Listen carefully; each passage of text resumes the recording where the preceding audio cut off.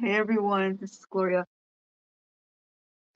In Isaiah 42, 7, 6 and 7, it says, I, the Lord, have called you in righteousness. I will take hold of your hand. I will keep you and I will make you to be a covenant for the people and a light for the Gentiles, to open eyes that are blind to see, to free captives from prison, and to release from the dungeon those who sit in darkness. Today, we are going to be diving into the incorrect perception of God. Sometimes our incorrect perceptions of God keep us from trusting Him with our lives. And we're going to be taking a look at that. Before we start, I want to know, what does the above verse mean to you? Isaiah 42, 7, 6 and 7. And it talks about how God is going to take our hand. It says, I, the Lord, have called you in righteousness. I will take hold of your hand. What does that mean to you? That's relational, right? It's very personal. I will take hold of your hand. I will keep you and I will make you to be a covenant for the people and a light for the Gentiles, to open eyes that are blind and to free captives from prison and to release from the dungeon those who sit in darkness. What does that mean to you? So I see a God who is relational, who loves you and me, who wants to bring hope and healing to everyone, not just a certain person, not just a certain type of people, not just a certain culture, not just them, but all the people, to free them from whatever darkness that is in their life, right? And a lot of times that has to do with a lot of different things that come our way, that have come our way throughout our lifetime. So, in diving into sometimes our incorrect perceptions of God keep us from trusting Him with our lives. Many times over, I have taught emotional healing workshops. And a lot of times when we first get started, it takes a little while, it takes maybe even a whole month before we even get into some really deep, meaningful conversations, right? At first, everyone is very, very testy, testing the water, trying to see what people are nervous. So people are like trying to see what this workshop is all about. What are we going to be doing? And as we start a conversation, people will say a few things. Questions will be asked, such as, what does this scripture mean to you, right? And people will say this, it means this, it means that, or they'll try to be theological about it, right? They'll be right in their head about what that means, as if they're, at a school test or something, at school doing a test. And so, you know, we never make anyone feel uncomfortable, because we understand that this comes down in layers. But, as as and for sure, anytime I do something, I've actually been the council lead first before I have done the lesson, you know. So, I don't, anything that I teach on or whatever, um, I have definitely been on the other end. So, I've been the disciple. I've been the person who was learning and, fumbling around and not knowing. I've been the person who just came to church, who was the wild kid, you know, um, pushing up against uh, every rule, asking why. Not in a bad way, but I was that young adult that was like, why do we have to do that? Who says that, right? And not pushing up against scripture. That I always believe that. So don't get me wrong with that. But other rules that come in that are not even, you're just like, why? you know, why can't I get up and go use the restroom in the middle of you preaching? What I mean? Yeah, I drink a lot of water. um, and that just has to do with not interrupting other people and being courteous and those types of things, right? Um, but oh my gosh, I would really, really get in trouble. So I had been on the other end of um, what church looks like. I've been that person who just come and becoming a part of church, the church world and the church culture, and why do you do that? Why do why do we stand up and sit down and all those things? Um, why do what does that mean? Not that I'm saying I don't want to do it, or like I'm just saying I love to worship the Lord. I've never had a problem with that, but I asked why, and a lot of times I couldn't get those questions answered, but um, it was more that people were realizing, yeah, why do we do that? It's just because when I was growing up in church, um, for instance, me personally, now I'm not young, so I'm 59, but even in those days, this is like 1984 in church, right? And in those days, um, I was being told I had to wear a dress to church.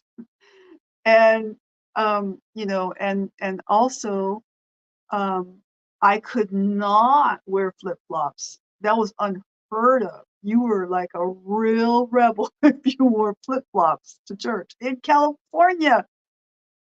And so, well, who was not listening to that rule, right? Me.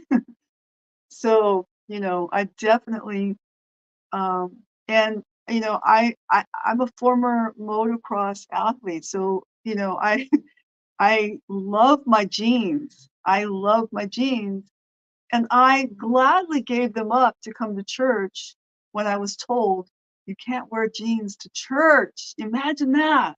You imagine growing up and coming to church in those days, right? Um, and so I changed. I changed and I, bought a dress and, um, I stopped wearing my flip-flops and my jeans to church. I know it sounds weird to a lot of you guys, younger generation and stuff, but literally that's what it was like. Um, and it's so many things. So I have been on the other end of what it's like to go to church um, and have some strange rules put on you, right? And there's no, um, and you ask, where does this rule come from? Like, you know, um, and and they have realized that, that's what their pastor taught them. And it wasn't even what their pastor taught them. That was just how their pastor dressed and their pastor's wife dressed. No one told them that they had to wear a dress or had to do this. That's just what that pastor that founded that organization, they wore the dress. They never wore the flip-flops, you know? They wore the suit. And so people followed along to that example, right? So, I mean, you know, and they were great, wonderful people. This is not saying that these were people that were horrible, because I had a wonderful time, you know, with a lot of these people, right? Um, but I certainly was the person who would ask, like, why? Um, and so because, and still to this day, I'm like that, and I don't, you know, I never get what do you call it? The employee of the month, because because I always ask, why is this rule in place? I don't just comply just to comply, right? And plus, when you're in the first responder field of work, you know, you have to have an ability to think for yourself, right? So you have to be able to uh, um, take a critical situation and and you know, think for yourself. And so even if somebody who's in authority or whatever is saying to you, like one time, you know, we had a fire alarm, and someone in authority was said I had to make some critical decisions at that point. And someone in authority said, no, no, no, no, no, no, we don't need to call, um, fire department doesn't need to come. And, you know, with all the smoke and all the things that were in the corridors and things, I was like, I am going to call the fire department. But I didn't need to call the fire department, because they already respond anyways. We're connected to the line that goes to them in the case of an emergency or fire anyway. So they responded anyway. I didn't need to really do anything. So, and gladly, you know, thank God that they came, because they needed to suck out the smoke with their little professional smoke things. So you will have people that will come to you in your ministry, in your churches, and things that are coming from all kinds of different backgrounds. You know, they're coming from um, the line of work that they do and how they think. They're coming from a culture, and how they do things in their culture, and how they think and respond to life, right? You'll have people in the way that, you know, they have always done, the way that they raise their children, you know, in a certain culture. um, when your little baby girls are starting to grow hair, you know, when they start getting their little hair, it's a tradition that says that, you know, um, if you shave their hair, then their hair will grow out beautiful and thick and healthy and all the things. And so it was a tradition. And so I was like, people were telling me, these mothers, oh, you gotta shave her, you gotta shave her hair. I was like, I'm not shaving my little girl's head, okay? So all of these voices are coming to you. But the one voice that I want to hone in on in all of this, when you come into church culture with all these different people and all the different mamas who have all the different ideas, I had loads. I was not, you know, I was just a young, first was just a young girl just coming to church. I didn't want to hang out with the moms. You know, I wanted to be doing what young girls do, go to the beach, you know, wear my bathing suit, wear my flip-flops. And I had, you know, older ladies with already kids having given me advice and things, you know, and I wanted to sit and be discipled with the men. I wanted to sit and not that I wanted to be with the men in particularly. I didn't think like that. I really did not. of course I knew I was sitting with men, but I didn't think, you know, oh my God, I'm the only woman sitting with these men. I didn't think like that.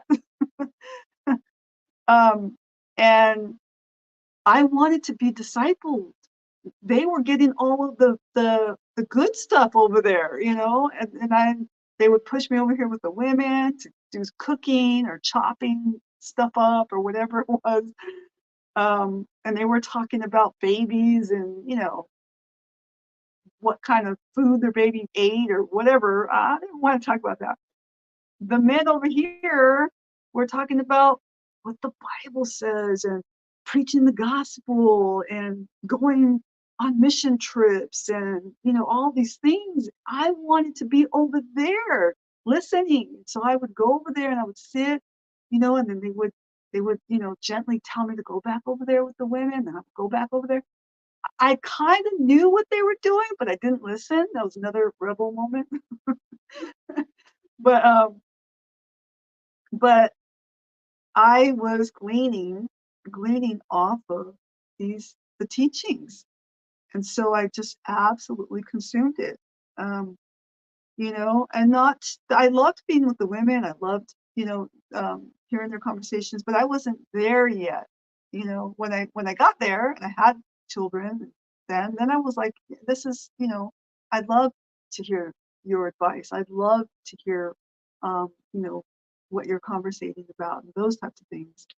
You know, but I also really want some discipling. um, so God is good. God, the voice that you need to be hearing is what God is saying about you and who you are. And his relationship to you is very, very personal to you.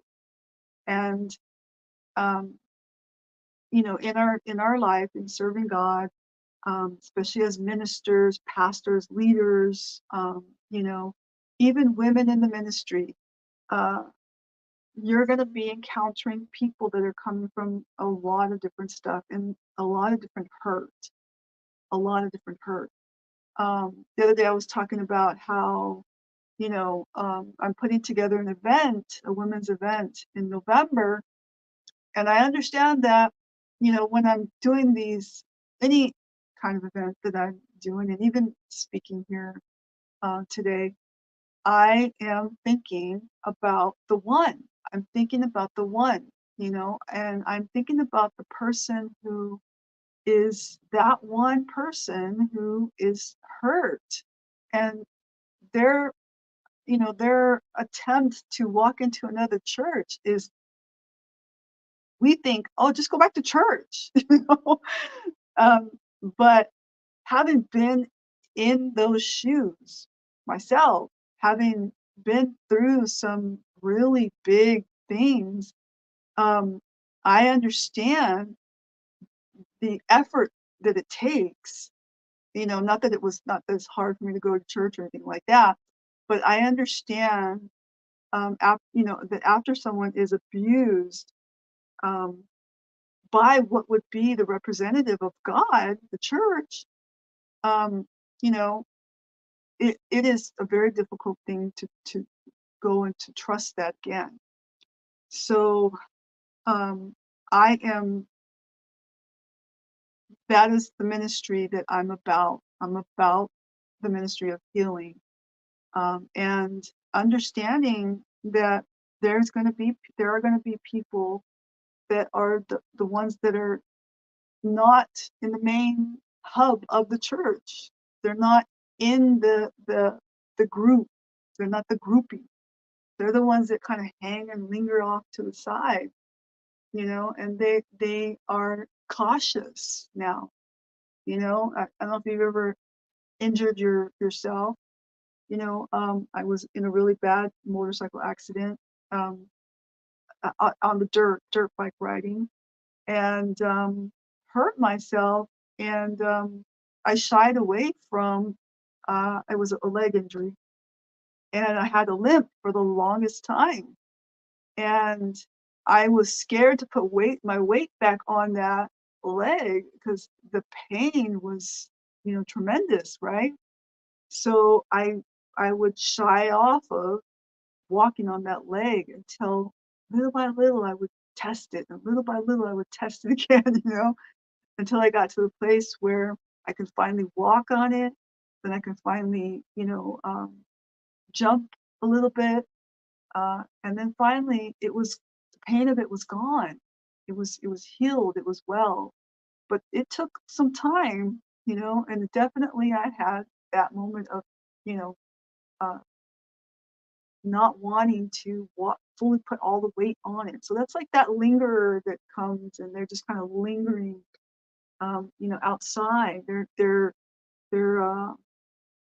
they're in need of someone to come to them and befriend them. Not not always like demand that they, you know, come to church every time those doors are open or whatever. But just that when you see them, that you make an effort to say hi, to talk to them. Um, and it goes a long, long way because what are they doing? They're testing the ground. And we can't like, cater to everyone. We're not going to be perfect. We're imperfect people going to church, going to a church building and gathering together. And we're all coming with all these different issues. So we can't always do that. But we can sure be aware. We can be aware, and that's what I always share. That's what I always talk about. Just having the ability to be aware of your surroundings and the people that are around you. Especially if you're a leader, pastor, whatever, somebody like that. That we're not just going to church for ourselves. We're already churched. We already know the Word of God. We're now in a place where we are going to church to be aware of other people. How can we help? So we're sometimes we forget that part. We're eager to go see our friends, and we know we're not even considering the fact that somebody is standing on the sidelines, um, you know, and we could befriend them. So, you know, how do we do that? How do we come to a place where we are becoming aware, or maybe it's us ourselves that we need to have some healing and things.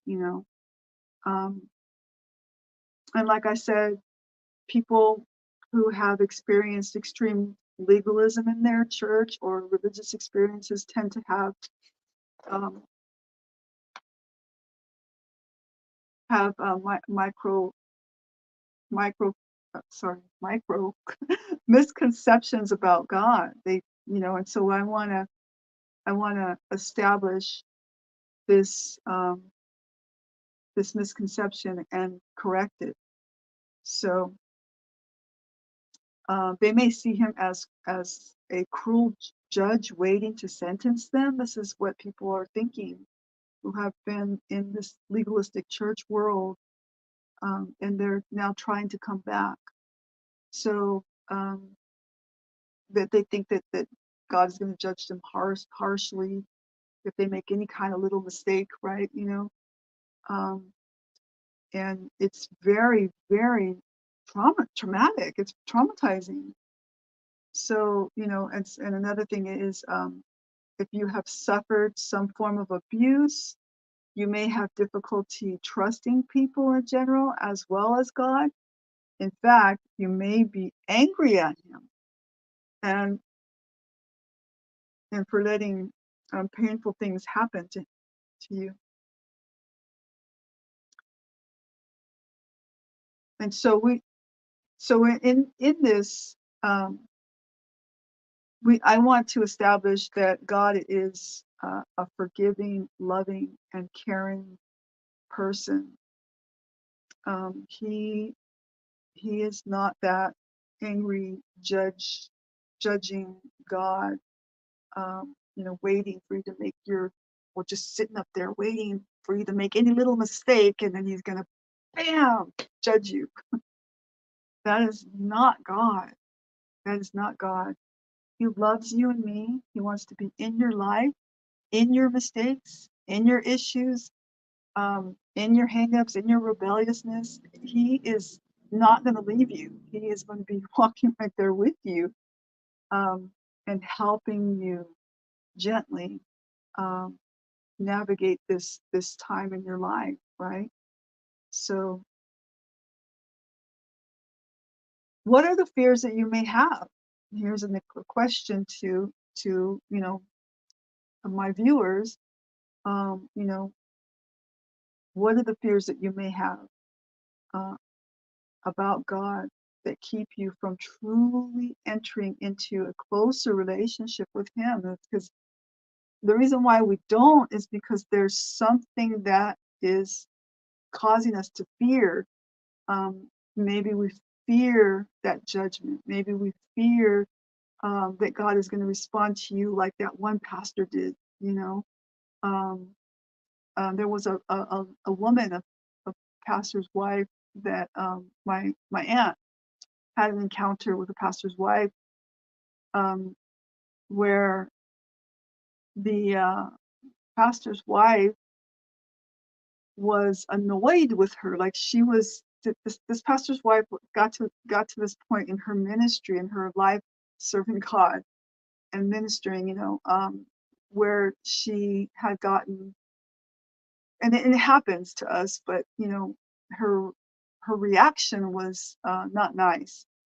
So this pastor's wife is now, she's in this place in her ministry where everybody's wanting her attention. Hey, and then every time they stop her, they want to dump on her, right? They want to dump their problem.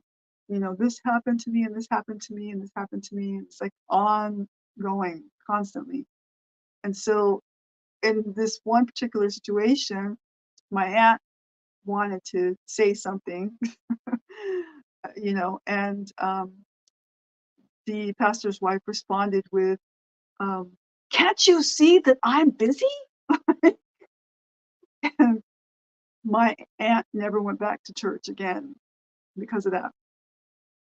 She is now back in church. She's now in another church, but can you imagine having someone respond to you like that? um, you would think that we would be, have some empathy and, at least have some understanding. No, people will walk away from that and be really hurt, and then they relate that to God. Is that how God responds to me? Like, why are you coming to me again with the same prayer? You know what I mean? Um, and that's not how God is responding to you with the same prayer. You can go to Him repetitively with the same prayer, He will still be gently, lovingly there for you. Okay? Those are some of the types of experiences that people really legit have. Um, but I want you to know that we're all just human experiencing this and trying to navigate what it looks like to be a pastor, to be the disciple, the churchgoer, uh, to to navigate all these different dynamics is really, really difficult. Um, you know, uh, I think it would have helped if there would have been an apology or acknowledgement. um, Apologies, I always say to you guys, um, just practice your manners. We all know that we're all not perfect, but if that pastor's wife would have just went back and said, "Hey, you know what? I am sorry. Like, can I just get with you later?" um, then it would have been done. It would have been, there would not have been any hard feelings, anything, nothing like that. Um, People understand. But there was none of that. There was no acknowledgement. There was no nothing. It was just she felt like she had the right to say, "Can't you see I'm busy?" and then move on. But on the other person's part, they remember. So um, so in trying to correct the wrong perception that we have of God, I don't want you to have this bad perception of God. This is what we're teaching today, or this incorrect perception. The correct perception of God is um, this. And so, in closing, here are some of the things that you can take away today. Okay, um, God is a loving Father, and even with that, some of us have had parents that aren't so good, and our perception is warped in how we view any kind of authority or parental figure. And God is that figure. He is that authoritative figure, right? And so we think that, you know, if we go through some kind of a hard time, we think, well, what is wrong with this God? Why would he, a loving God, allow me to go through this hardship, right? And I'm here to testify to you that any and all the hardships that I have ever gone through um, have only been for me to be when I'm teaching you guys that when I went through my counseling course, um, we had to. You cannot graduate the course unless you have first experienced what it's like to be the counselee. Okay, because everybody goes in there and wants to be the fixer, the counselor, and all this and that. But until you have been the counselee and know what that feels like, then we can move forward with that, right? And in a real scenario, it's not just role play, but a real something that you brought that you're being counseled with. So the same thing goes with all of this that I'm teaching today. Um, you know, that we first have to know what that's like. When any of the things I've ever been through is just an experience that God has allowed for me to feel what that feels like. What does that? Why? What? In my compassion for people that have been abused in church, abused in their background, childhood, or whatever. Um, my ability to be empathetic and those types of things comes from the experiences that I have had myself. So I have been in certain shoes. I don't know what they personally feel, but I have been through some similar situations that could help me to understand what someone is going through.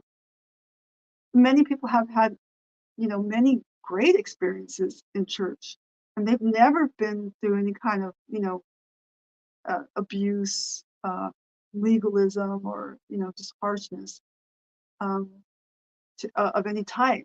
Their experience was wonderful, so they don't know why people don't want to come to church. They don't get it, right? They think that that one person is just being you know bad, or they're backslidden. Everything is suddenly backslidden, and that's not always the case. It really is not. And sometimes it just is that person has a wound, like how I hurt my leg, and they're shying away from walking on that. I was not wanting to put any pressure on that leg because it hurt, and I didn't trust putting the pressure on my leg. So until finally uh, I was able to walk, and then run, and then jump, and then it was well, and I knew that I could, do anything after that. And so can you, and so can I, and in teaching you what who God is. Um, Here are some of the parts that God plays. This is what God's part in yours life and my life. This is who God is to you and me. Okay. and this is God's part. He inspires us. You ever felt inspired by God? His word, his love for us. He inspires us. He forgives us. He gave us his word. He gave us his word. He gives us insight. He encourages us. He heals us. He gives us strength.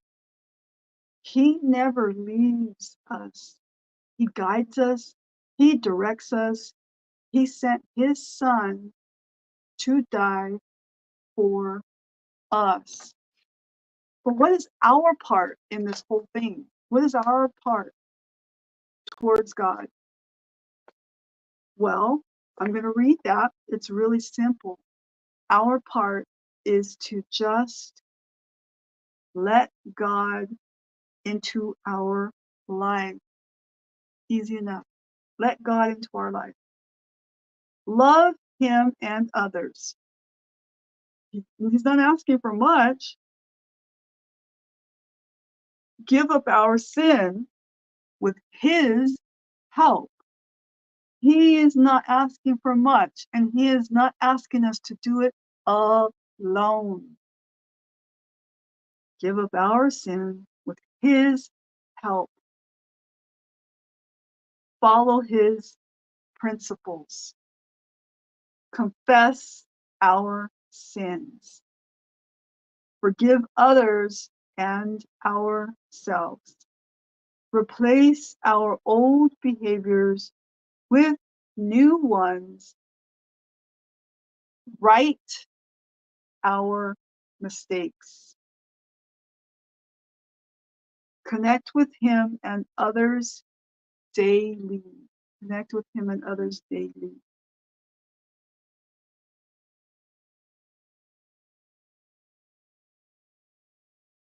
What are some insights that you have gained from looking at God's part and our part today? What are some insights that you have gained?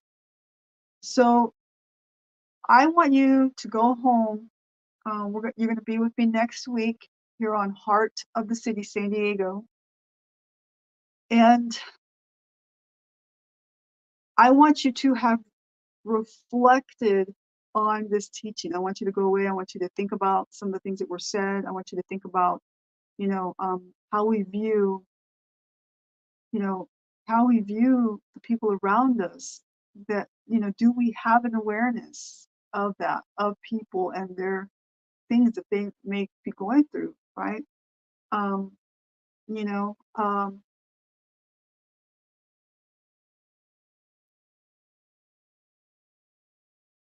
and then I want you to think about, what is your part in all of this? What is your part? So are you the person that is, um, the empathetic person that is aware that there's that one person that is standing on the sidelines, and uh, do they want to explore? Because we can't just make someone, just jump in, dive in. Some people do just jump right in 2 feet, go for it kind of thing. That's me. I'm very much like that. But there are times when I'm on the sideline too, and testing a little bit the waters, and seeing, is this what I want to do? Um, you know, but is there that one person that is maybe walking that out with you, that they're aware of that they're saying, hey, when you're ready, or hey, are you ready? Hey, do you want to come and see what explore more into what God has for you? Like maybe they need a little encouragement. So in my years of working with people and things, even coming back from ministering in England, coming back, moving to San Diego, and I opened up the Bible study that turned into a veterans Bible study at a park. I just I just thought, hey, it's the coolest thing to, have social media that you can say, hey, I'm inviting you to come over. I was doing like an experiment, and and again, I'm an older person, so these are experiments to me, right? Because we didn't have this in our generation, in our days when I was growing up as a young adult and stuff. So, we called people on the telephone, hey, we're going to meet over here, or we put flyers on someone's door that they got mad about. But this social media thing, I posted up, hey, well, I'm going to meet over here on this day at the park. I brought some snacks, and the first couple of times, really no one showed up. I was there by myself, and I was like, am I doing the right thing? And I said, no, I know that God will intercept this. I know that God will be there with me, and something will happen. Something will come through fruition. I wanted to see, is God still moving? I was wanting to see if God was still moving in my life, and it and really what I discovered is it is not about me whatsoever.